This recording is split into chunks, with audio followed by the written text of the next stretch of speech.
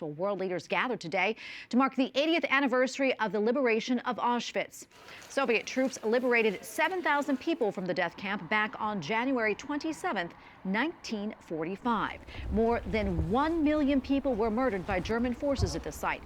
Most of the victims were Jewish. However, Polish, Russian, and citizens from other countries were also killed as well. One survivor of the atrocity spoke about her experience at Auschwitz. What I felt when I came back, I just said to myself, I really need to tell. People need to know. They won't believe because I myself cannot believe that that happened. Well, dozens of survivors shared their stories in front of dignitaries and world leaders. Next door to the camp, while hundreds of thousands suffered, Rudolf Höss, the commander of the camp, lived in peace and comfort. That house still exists, but now it serves a different purpose: to inform and educate all who enter it about hate and extremism. And joining us now to talk more about this is Madeleine Jolson. She's managing director of the Counter Extremism Project. Madeleine, great to be with you today. First, tell us about the Counter Extremism Project and what exactly you all do. Thank you so much for having me. The Counter Extremism Project is an international nonprofit. We are dedicated to researching and countering hate and extremism from across the ideological spectrum. Obviously, a big part of that is anti-Semitism. And we do this through policy advocacy, through funding disruption, and obviously through research, as I mentioned. Yeah, and Madeleine, talk about the House now, how it serves and educates the public. So we just opened today, and we're obviously excited about its potential, but our goal is to use the House as a site for our research. So we will use it to house our global extremism database, which includes our proprietary robust hashing technology, which is a technology that actually combs the internet for extremist content in order to help moderators.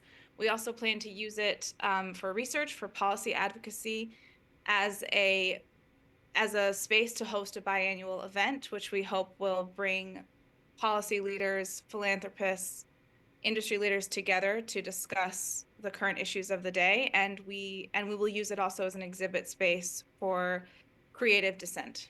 How long has the project been in the works? The Counter Extremism Project has been around for about 10 years. This particular project has been sort of a glimmer in our Polish team's eye for a lot of years, but the house itself only went up for sale just this last year. So we were able to purchase it, and we gained access only in October. Looking forward to seeing you go forward with this. Since the liberation of the camps, I'm going to talk about this. As you know, there's been a promise to never forget what happened during the Holocaust.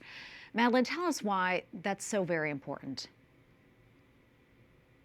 You know, I think we promised ourselves as a society that we would never forget after the Holocaust. It seems shocking that we ever could.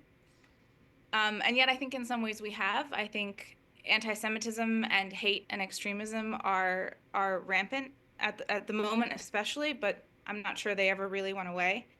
So what we aim to do is not just to never forget, but to actually do a little bit more than that. And we hope that the millions of people, or around 1 to 2 million people who visit Auschwitz every year, will also come and visit this house that used to be one of extreme evil and hatred, and that we hope to now turn into one of hope and action.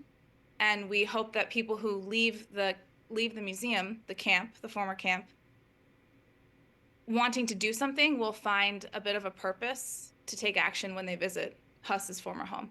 We only have a few seconds left, but Madeleine, any other words to our audience on this important day? What would you like them to know? I think we want them to know that our aim is not to memorialize this place. Our aim is to use its powerful symbolism to do something for the future. Madeleine, thank you so much, and thank you for what you do. We appreciate you coming on. Thank you for having me.